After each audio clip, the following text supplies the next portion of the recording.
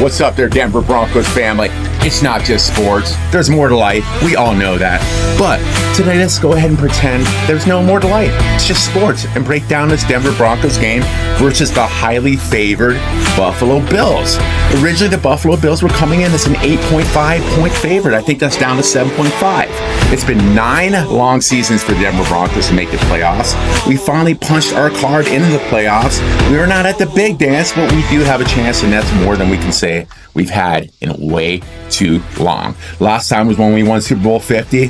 I'm not saying we're going to win this Super Bowl, but let's go ahead and build onto this. So in my first video, I went ahead and I broke down the game a little bit of the strengths of the Denver Broncos and what I thought the final score would be, the over-under, which I think is too low, and who I think is going to win this game. Now it's time we take a look at the rosters and the matchups and see if we can't justify a reason that we can't go into Buffalo on their home turf and justify an upset victory against the Buffalo Bills. Can our roster do it? Can we find a way that we can win this? Let's take a look at the matchups, the rosters, and see if we can't go in there and do this thing. Let's dive in. All right, Broncos family, thanks for hanging on for the analysis of the game here. So let's take a look at this. Initially, I thought that the spread had dropped down to 7.5, but Buffalo is and still remains a favorite by 8.5 points. Over under is still 47.5 points, too low. I think I might lay some money down on that, on the over. I wouldn't bet the under. Could be wrong. Sometimes when I bet, things don't work out so great. But I do think it's going to be higher than 47.5 points. I also think it's kind of strange because a lot of the talking heads actually out there that we all watch on YouTube and the sports networks are thinking that Buffalo is going to dominate us and beat us by more than 14 points, more than 2 touchdowns. I don't think that's going to happen. I think the only way that happens is if Bo Nix reverts back and gets the jitters, but he's a 24-year-old rookie, played a ton of college ball, 5 seasons of college, parts of 3 seasons with Auburn, and as we all know, he moved on to Oregon, and a lot of people thought he'd be a second day quarterback pick. So he wasn't a second day pick. He went 12th overall, which surprised a lot of people because Sean Payton knew what he's getting. He wanted him. He was his guy, and he's proven to us throughout the season that he has grown leaps and bounds, especially after 2 weeks of the season. But let's take a look here real quick at this. So let's take a look at some of the growth of the game here, or some of the growth. So Seattle, week 1, 20-26. We lost that game. We lost to Pittsburgh 6-13. We exploded. So after the first 2 weeks, Bo Nix and our offense honestly looked like a rookie quarterback. Looked like an offense run by a rookie quarterback, and sometimes it was hard to watch. But it was, those numbers weren't looking too good either, and he caught a lot of heat on sports radio, The Fan, as we all know here in Denver, Colorado especially. And we lost some of those guys. Remember, we had D-Mac and some of those other guys on there that are no longer with it, but they revamped that. I used to like to listen to those guys, love or hate D-Mac. He was interesting at times, and Big Al and the boys, so we missed some of those guys here.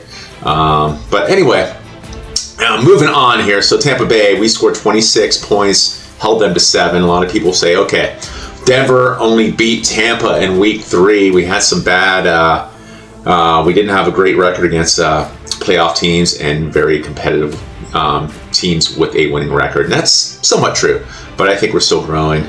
But if you look down, some of the issues here I see, we have a top-ranked defense, right? Not top-ranked, but a very good defense here. Let's just take a look at the last few games here. And here's the games that give us a little bit of pause. Of course, we played the backups in KC. They didn't care about that game. But what the heck? We still put up 38 points against NFL backups. Okay. Some starters were in the game. Carson Wentz, you never know. He was a good quarterback for a minute there, and people thought he was going to be good. But it's a mental game, and obviously he's lacking something there, unfortunately. But after in his second year, he looked good. I remember having him as a fantasy quarterback. Then he got hurt, and I had to move on from him. But he looked great second season, and he's a backup now. Made some money in the league already, though. But Cincinnati put up 30 points against us.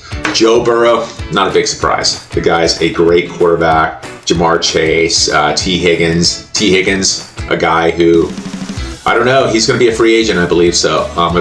We need a number one threat, right? We do have Cortland Sutton, as I've covered before on my last video. I think he's a great number two, but he is not a burner, and we want that burner guy. And T. Higgins has a little bit more wheels. He's a bigger guy too, so that's good. Then the Chargers, which was very frustrating to watch. That first half of the game, it was looking like we're going to run away with that game. We lost 34-27. So that's two games where our defense gave up some points against really good quarterbacks, and we're going up against Josh Allen, another great quarterback. So we had a couple games there where we gave up too many points. We got Indianapolis, terrible quarterback. Young guy, I don't know. I thought he was going to develop this year. I thought about picking him on one of my fantasy teams. I didn't, thank you. I did have Joe Burrow though. He did great for me. Really good, and I had Lamar on my other team. But anyway, moving on here. 41-32, we gave up 32 points to Jameis Winston, who puts up touchdowns and interceptions like he did. I think 3 interceptions that game, but we gave up 32 points. That was a nail-biter, fun game to watch, but not if you're a defensive guy, but it was fun to watch, right? 19 points we gave up to Las Vegas, 6 points to Atlanta. Okay, 16 points to KC. We should have won this game here in Week 10 versus KC. Everyone's giving us heat saying, okay, you beat KC down 38-0 against their backups. Why is everyone forgetting Week 10 where we had a crazy blocked field goal, 35-yarder? How many of those get blocked during the season? Not very many. I don't know the analytics on that, but not very many. We should have won that game. We should have beat them 17-16, and that was on the road in Kansas City, Arrowhead, rookie quarterback, who everyone's saying, okay, rookie quarterback in a tough environment on a road in the playoffs. True, the rookie quarterbacks don't always fare so well, but we should have won that game against KC and their stars in Arrowhead. This was a ugly game to me. This is what gives me some pause. Right here, Week 9 versus Baltimore Ravens, a very mobile quarterback gave us fits. 41 points our defense gave up. We played very good against these pocket quarterbacks and less mobile quarterbacks, but it does scare me a little bit because Lamar Jackson gave us some fits. He's a very mobile quarterback. The difference is Josh Allen's a mobile quarterback. He'll run over you. He's got a little wiggle to him, but Lamar Jackson's not running over you. He's wiggling you. He's moving you. He's moving past you. He's running past you. But another mobile quarterback, Carolina Panthers 14. We get the point here. So let's take a look here. What the odds are again. We know what the odds are. 47.5 points are the over/under. Too low. 8.5 point spread for Buffalo. Even though a lot of talking heads are saying they're going to beat us by 14. Come on, Bo Nix, have one of your better games. Show what you can do, buddy. So that's what I want. I want to shut these guys up here. It's annoying. I think we can be better than that. So let's take a look at the rankings here a little bit. So I'm going to look down at, let's look at the defense. Let's look at the total rankings on defense. I'm going to Fox Sports. The reason I'm doing that here is because they give a ranking number, and we'll jump on over to ESPN as well. But they don't rank it by number here. It's weird. You have to count down. I'm not doing that initially. So we've got the Broncos. We gave up 317 yards and 32 touchdowns, right? The Buffalo Bills are number 17, so 10 spots down there. Gave up 341 yards per game and 44 touchdowns. So that, to me, is fairly significant on the touchdowns here. So the touchdowns of 44 versus 32. That's 12 touchdowns, right? So that's significant. The yards, okay, whatever. Yards, that means we tightened up when it came down to the red zone, right? Because that's about 25 yards difference roughly versus what the Broncos give up versus what the Bills give up, right? So total defense, our defense is better, as we all know, even after giving up a ton to the Bengals, giving up a ton to the Chargers there especially. But let's go ahead and passing defense. So our passing defense, We're going to be going up against the Bills passing defense as a passing offense, where Josh Allen, career low in interceptions thrown, didn't turn over the ball like he normally does, right? He didn't put up as many yards passing the ball, but he was with the ball. You look at here, so we've got on at 19. So combined, we're better overall, right? So we're better overall, but let's take a look at this. We've got Broncos 19, ranked number 19, give up 221 yards passing, let's call it. 220.7, round it up. Let's do it's easier. 221 points, 22 touchdown passes. So we got Patrick Surtain in that secondary, right? We got Riley Nixon, number 2.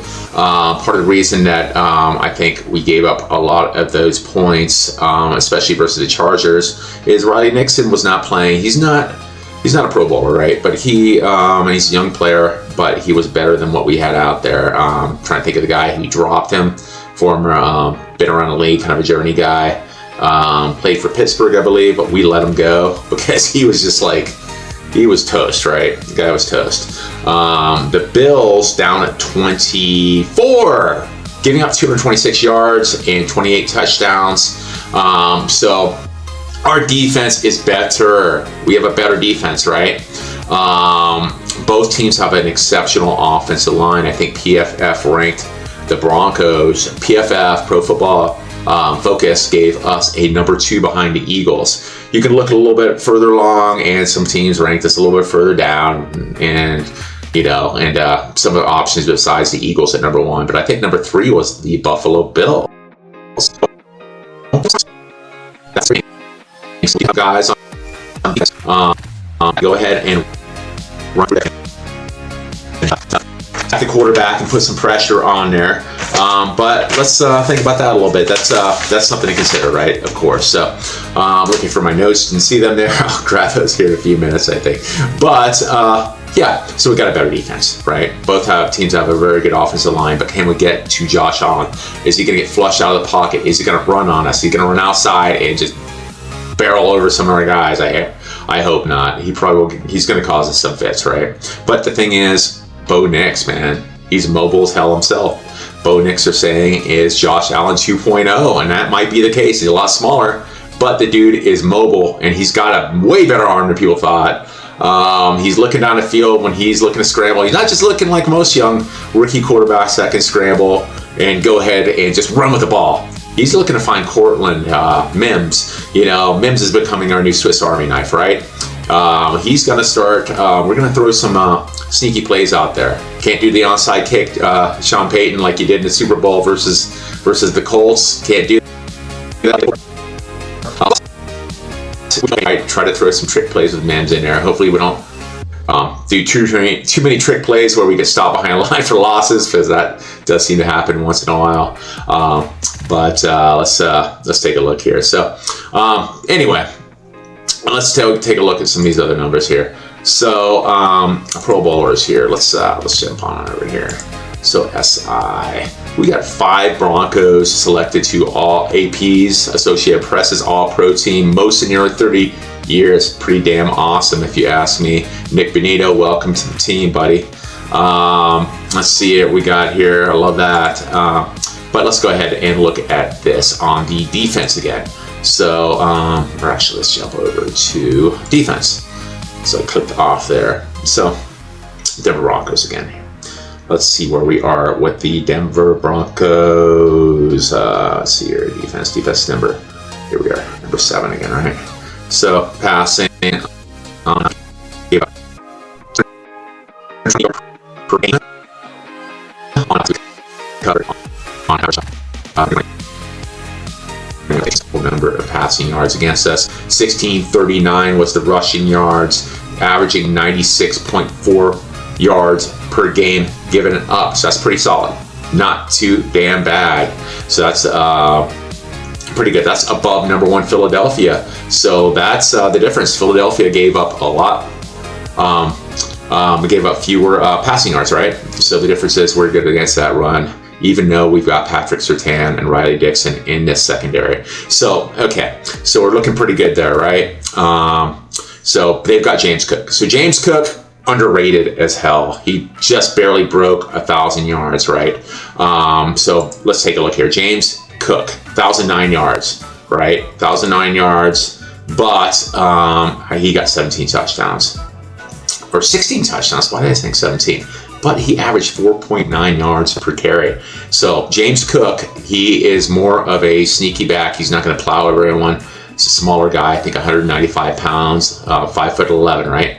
But he is a good back. He didn't make the Pro Bowl team because only Josh Allen and their linebacker, who I will mention here in a few minutes, made the Pro Bowl team, right? So let's take a look here. So rushing yards, we had passing yards, only 3,731 yards for Josh Allen. That is not that's not because he is not the same player. It's because he was very conservative with the ball. The man did not turn over the ball much. He was only sacked 14 times, not much at all. Only threw 6 interceptions. I think he threw 14 last year, 28 touchdowns, right? Here's the thing, 7.7 yards per attempt on average, or it's pretty damn good. Pretty damn good. 220 on 220 as far as passing per game. Pretty damn good. I'm not. He's a threat, right? So Josh Allen had 501 yards. So go up to 12 rushing touchdowns. This is why he's in the conversation as MVP, because the man had 6 interceptions, only 1 fumble here when he rushed the ball, 28 passing touchdowns, and 12 rushing TDs with 1 fumble. The man is good. He didn't turn over the ball. 63.6% completion this day and age, with the offense being catered to by the defense, because we want more points in the NFL, right? That's not great, but look at his receivers, man. Receiving Khalil Shakir. Pretty good receiver, but he's not a name that people are going to think about. He only averaged 10.8 yards per catch, 4 touchdowns. Okay. Keon Coleman, number 2. I thought he was going to be a little bit better as a rookie, but he was big time as far as yards per catch. 19.2 and 4 touchdowns. 64 yards was his long. Dalton Kincaid, I thought he was a disappointment as a tight end this year. He's supposed to bust out. 10 yards per catch, only 2 touchdowns. Give me a break. Nothing. Not worried about the guy. So you got a bunch of guys here. Only 297 yards of Amari Cooper for the season before he came over for the Browns, and that's combined, right? 14.9. This was spectacular. I'm in my boots. I'm not shaking in my boots. Let's go ahead. With the Broncos, you got rookie quarterback. Higher completion percentage at 66.3, 37.75 on the yards passing the ball, 6.7 yards average. Okay, a little bit less. But look how bad our offense looked the first 2 games, and look how good it looked after that. Every day getting better. 222 yards per game, even after the start that he had at that 93-yard touchdown pass to Mims, I believe. That was spectacular. 29 touchdowns as a rookie. I believe that's second all-time, just above the 28 passing touchdowns that Peyton Manning had his rookie year. But only 12 picks. And he got hot towards the end of the season there. 24 sacks. Not too bad for a rookie. Way better than what Russell Wilson was doing. I think Russell Wilson had close to that through 12 starts. So pretty good. 93 rating. Pretty damn good, right? So Javonte Williams, I hate to say it, he's more of a bring him in here on third down kind of guy. 513 yards. Rushing, only 3.7 yards. I have to say, it's so disappointing to see what happened to him after he tore that knee up and multiple ligaments, because as a rookie, that man looked like he was going to take over the league. He was awesome. He looked great. But those knee injuries they're a beast. They're a bitch, I should say. 4 touchdowns this year. So we're moving on. We need to get that number 1 running back. We know that, right? Jaleel McLaughlin, little guy. 4.4 yards on average per carry, 496 yards. 21 was his long, right? So 31 yards per game. So, we started using him a little bit more. Bo Nix had 430 yards rushing the ball, right? Rushing the ball and 4 touchdowns. He did fumble the ball twice. That's on 92 carries, okay? So we can live with that. So we got Isaac Estime. So our backfield is going to consist mainly of Audric Estime and Jalome McLaughlin, with Javonte coming in now and again to change the pace a little bit on third down, okay? We're also going to fit in Marvin Mims to get some catches or some carries in there as well. He had 13 on the year here. 42 yards, 3.2 yard average, because some of those were for losses, right? So we're looking pretty good there, okay? So here are our guys. Patrick Surtain II, Quinn Miners, our guard, Marvin Mims, wide receiver, but he is a punt returner in this. Named to All-Pro first team. That's incredible. We also have Allen, and Allen, he's going to push that there and make Josh Allen have to roll out of the pocket. The guy's going to get through the center and the guard on the Buffalo Bills offensive line. So he's going to put some pressure. He just pushes the pile, and Nick Benito. Nick Benito. So we got those guys earning either first or second team All-Pro honors. Not too bad, right? So gotta love that. We got 10 wins on the season. So the big question is this: is Patrick Surtain going to affect the game? So is Patrick Surtain going to affect the game? Considering they don't really have a number one receiver. I can understand that. We don't have a number one to shut down. Some people are like, okay, can you go and negate Patrick Surtain? The thing is, he will shut down other receivers, and there's no one in particular that he likes to throw the ball to, other than maybe Khalil Shakir with 880 yards receiving. So maybe he gets on Khalil Shakir a little bit more. But overall, we are going to be able to use him, and he's not going to be shut down guy on one guy, but he's going to affect the game because he's going to be on different long, short. What do we got going on here, right? So it's gonna be depending on the situation. So we're with that, right? So next question is here. So the Pro Bowl. So we know that Josh Allen made the Pro Bowl, and their linebacker. Here we are, Dorian Williams with 117 tackles. He's not a sack artist, however. He's more of a tackler, but he made the Pro Bowl. But are we going to match up well against these guys? Let's take a look here at the receivers for the Denver Broncos as well, though, since we already covered a bit of Buffalo here. So our number one receiver, of course, is Courtland Sutton. So we got 1,081 yards, 13.3 yards per catch on average, 8 touchdowns, so pretty damn good, and 47 yards with his long. So not bad, averaging 63.6 yards per game, only 1 fumble. So our number 2 guy who started to come alive at the end there was Marvin Mims with only 503 yards with 12.9 yards average, and I think he had 4 touchdowns in the last 2 games, so a total of 6 touchdowns. So after that, we had Devon Bailey, our rookie, 27-year-old rookie, by the way, pretty crazy, but 475 yards, 11.6 yards average per catch, and 3 touchdowns, including that bobbling, that volleyball touchdown he just had last game there. That was pretty fun to watch. And Javonte, though, check out Javonte, 346 yards receiving. Not too bad, considering he's kind of fallen off there a little bit, especially running the ball. A little Jordan Humphrey. 293 yards receiving, 9.5 yard average, and 1 touchdown with 31 catches. So anyway, look at this. I think the Buffalo Bills, what did they do? So look at their total sacks, guys. Here, they got 39 total sacks this season. Not great. And look at their number 1 sack guy. They've got Greg Rousseau. He only had 8 sacks, man.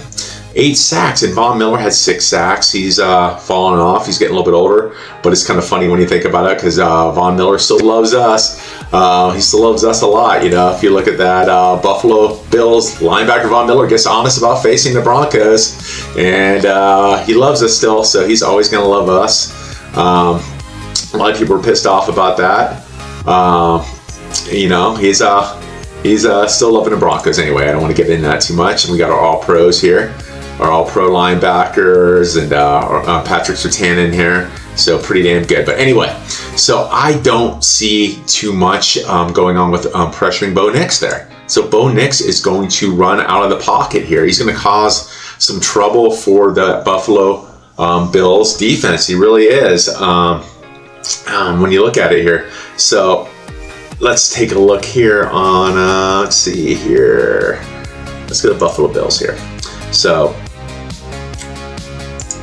Buffalo, yeah, that's what I'm looking for here. Let's look at their depth chart here. So of course we get the offense here. Let's take a look here.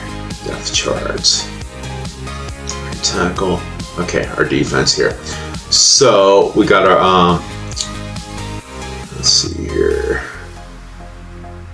Our cornerbacks here, right? Let's see.